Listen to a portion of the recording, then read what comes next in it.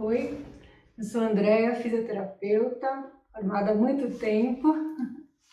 Trabalho atualmente na assistência domiciliar e também faço parte de uma ONG chamada Casa do Cuidar, que trabalha com cuidados paliativos, especialmente com a formação em cuidados paliativos.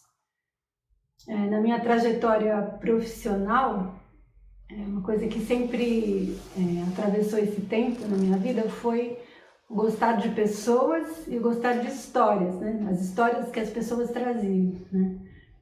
Então, mesmo sem saber, acho que eu vim sendo treinada na escuta, né, dos nossos pacientes. E eu entendo que uma mão assim meio que invisível me conduziu, né, até o mundo e o universo dos cuidados paliativos. Eu passei por diversas formações,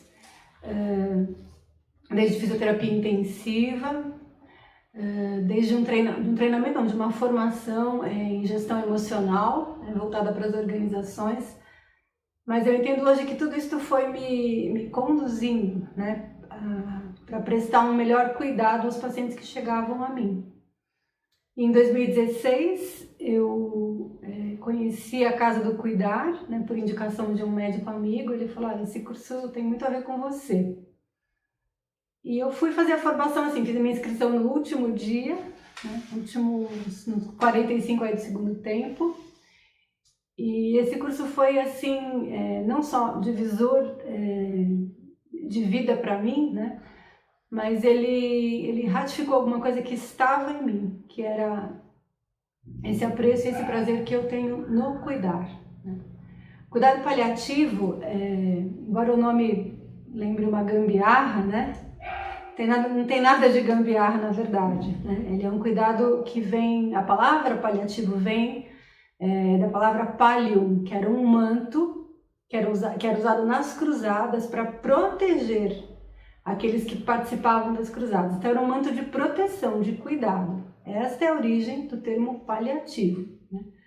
Há uma corrupção desse termo aqui para nós no Brasil como algo meio de qualquer jeito, né? Algo que não vai resolver propriamente, né?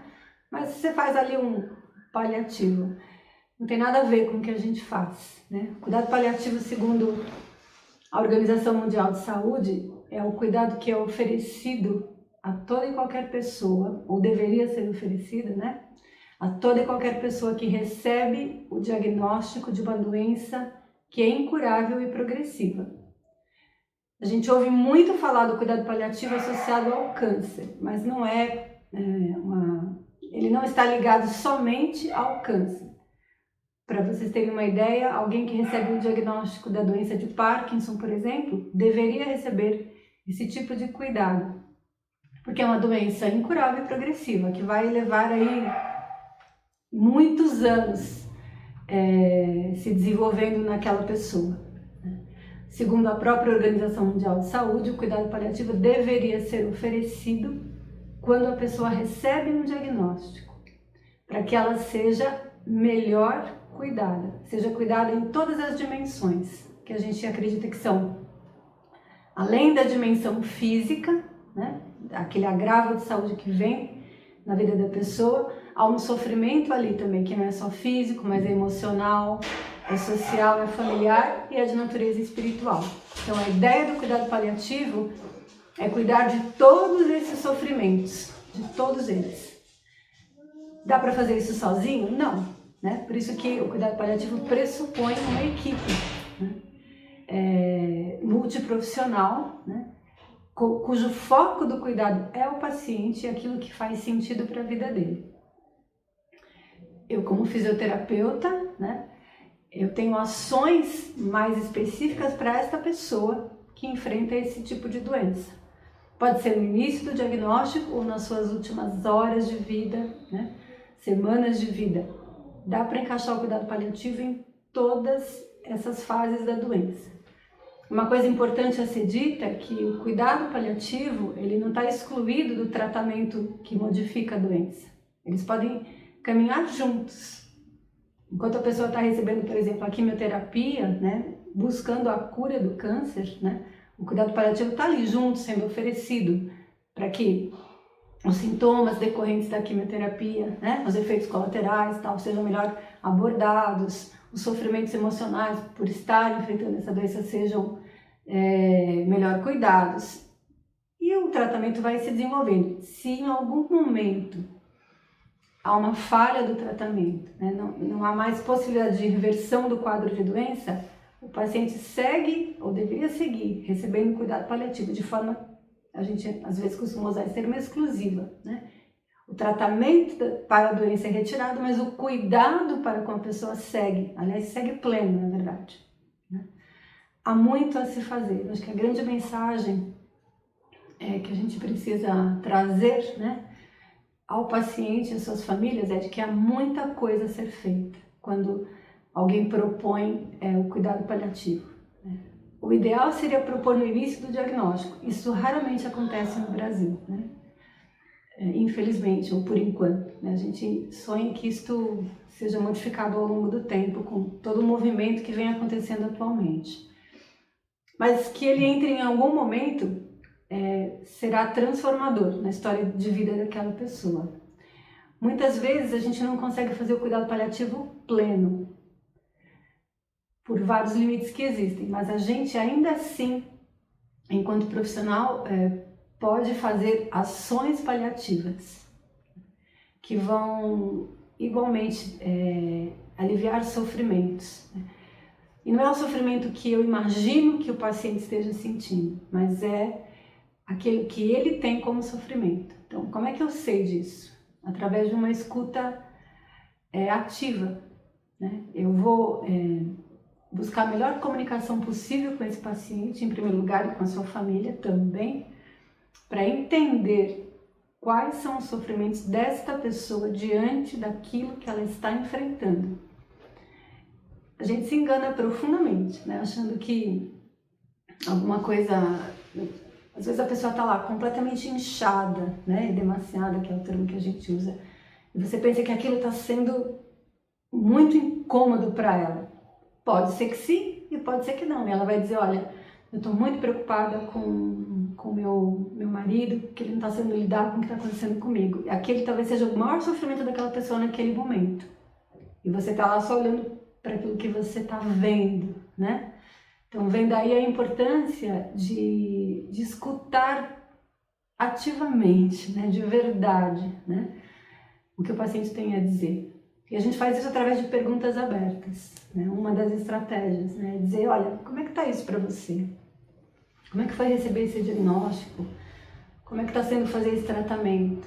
Né? A gente dá um passo para trás e escuta, né? E dali, dessa escuta, virá, né? Você vai identificar onde estão os sofrimentos, né? Eu, como fisioterapeuta, né? Eu estarei mais preocupada, talvez, com o sofrimento físico, né? Muitos tratamentos debilitam a pessoa. Então, eu vou me preocupar, mas não somente, né?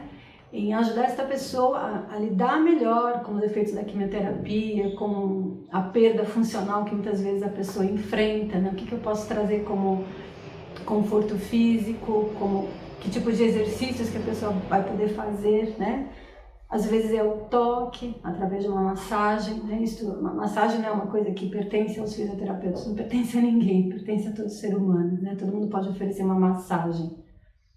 Talvez eu, como físio, tenha alguns treinamentos maiores, posso fazer algumas coisas diferentes, mas isso não exclui ninguém de aprender a fazer uma massagem que seja relaxante, né? O que a gente chama de toque terapêutico.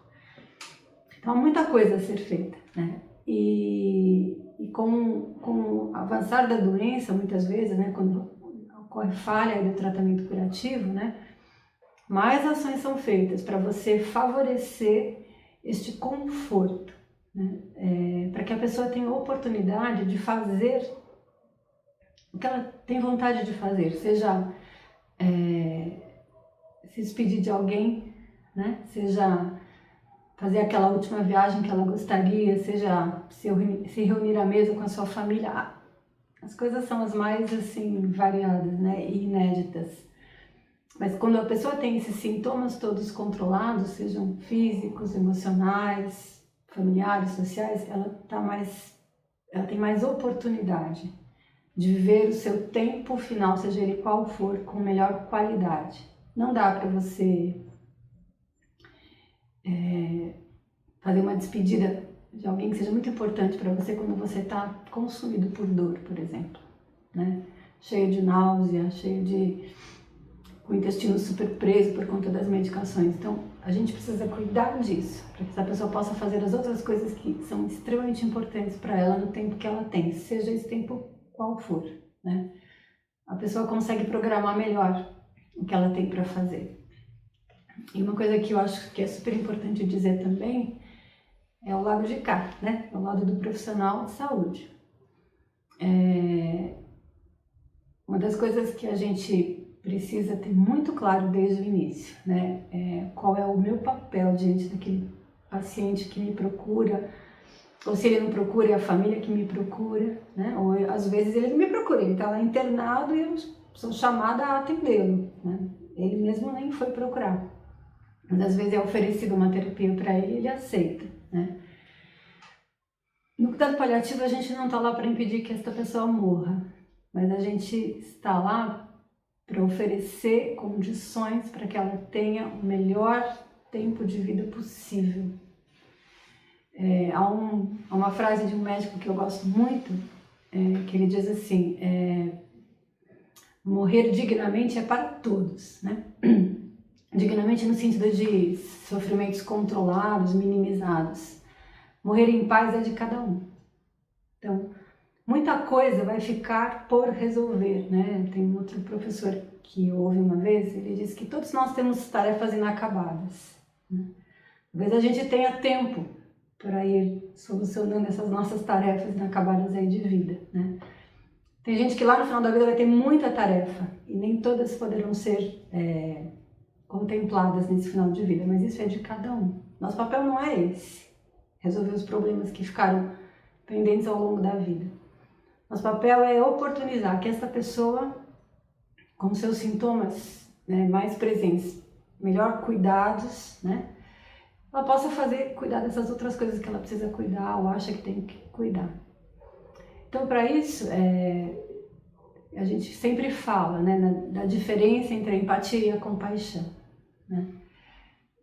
Ter empatia é bom, mas não é suficiente. Porque eu posso me afundar nessa empatia e me misturar com o sofrimento da outra pessoa. Mas quando eu consigo dar um passo além e entrar no lugar da compaixão, e o que é a compaixão? Eu olho o sofrimento daquela pessoa, eu identifico aquilo e eu olho para aquilo que eu conheço, para aquilo que eu sei e verifico no que eu posso aliviar aquele sofrimento. Então, a compaixão está ligada a uma ação. E se quando eu entro nesse caminho da compaixão, eu dou conta de lidar com aquele sofrimento, porque eu sei que é daquela pessoa, é daquela história e não é meu, né? Eu lembro perfeitamente de uma vez que eu fui atender uma mulher com câncer de mama avançado e já nas suas últimas semanas de vida, e na mesma época minha irmã estava recebendo o diagnóstico de câncer de mama.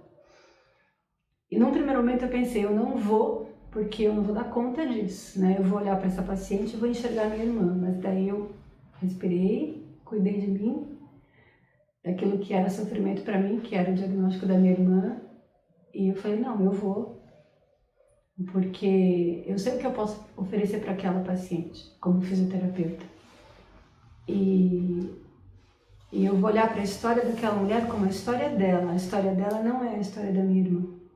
E foi um exercício muito poderoso para mim, cada vez que eu estive com essa paciente, né, de enxergá-la e não enxergar ali a minha irmã, né? Isso é um exercício que a gente tem que fazer diariamente, porque senão a gente embola tudo e a gente às vezes não oferece ao paciente aquilo que ele precisa. Então, como é que a gente faz isso? É cuidando da gente, é olhando para a gente, né? É descobrindo aquilo que dói em nós, buscando ajuda para cuidar muitas vezes, e entendendo qual é o meu papel com aquele paciente, né? Eu não estou lá como eu falei, para impedir que ele morra, mas eu estou ali para cuidar dele, né? Talvez essa é a grande beleza do cuidado paliativo, por isso que ele pode estar presente desde o início até o final. Eu tenho como uma honra quando eu tenho a oportunidade de estar nas últimas horas de vida de um paciente. Isso já aconteceu várias vezes, talvez seja um dos lugares mais honrosos que a gente pode ocupar na vida. E saber que a gente pode oferecer alguma coisa para que aquele momento seja o menos sofrido para aquela pessoa e para a sua família, talvez seja uma das coisas que dá mais sentido para a gente na vida, né? Eu sou muito grata, assim, eu atribuo essa mão invisível que me guiou. Eu entendo hoje que eu já fazia cuidado paliativo sem saber o que fazia, né? Eu fui fazer a formação em 2016 para aprender, né? E sistematizar alguma coisa que já estava em mim. E foi tão transformador que eu continuo nessa história desde 2016, continuo aprendendo, continuo sendo feliz fazendo o que eu faço. E é o que eu desejo para vocês, né? Para quem quiser, né, caminhar por esse lugar, e não precisa ser assim, ó, tipo, eu não quero isso, ok, tá tudo certo, né? Mas para quem se aventurar, já digo, é um caminho sem volta. Depois que você entende, estuda cuidado paliativo, você não tem como falar, eu não quero mais saber disso aqui, não. É um caminho sem volta, mas é um caminho de muito sentido. Eu desejo a vocês todos aí que pelo menos assim, tenham uma curiosidade de aprender um pouquinho, né? Para ver se isso faz sentido e se fizer, mergulhe. Há muitos lugares hoje em São Paulo, né, de forma presencial e online também, onde estudar cuidado paliativo. Eu fiz a formação na Casa do Cuidar, que é uma ONG que tem se destacado no ensino, no treinamento de profissionais da saúde em cuidados paliativos. Mas há lugares muito referenciados também, como o Hospital Sírio-Libanês, o Hospital Albert Einstein, o Paliar, o Instituto Paliar também, que é um lugar muito bom de formação sólida sobre cuidado paliativo. Cada um desses lugares oferece diferentes cursos para diferentes profissionais e formações. Então, você tem que dar uma olhadinha nos sites, buscar o que se encaixa na sua necessidade e nos pré-requisitos de cada curso. Isso varia bastante, né? Há cursos iniciais, de contato mesmo com o conteúdo, há cursos avançados, né? Mas a Casa do Cuidado, por exemplo, tem um curso online, assim, que é básico, é o básico do básico sobre cuidado paliativo, meio que para você conhecer o que é. E aí, se você se interessa, você pode avançar em outros cursos, mas todos esses lugares oferecem cursos assim que são sólidos, né, de conteúdo sólido, feito por gente que trabalha na área, né, há bastante tempo e oferece não só um conteúdo técnico, mas a sua experiência na área. Muito obrigada.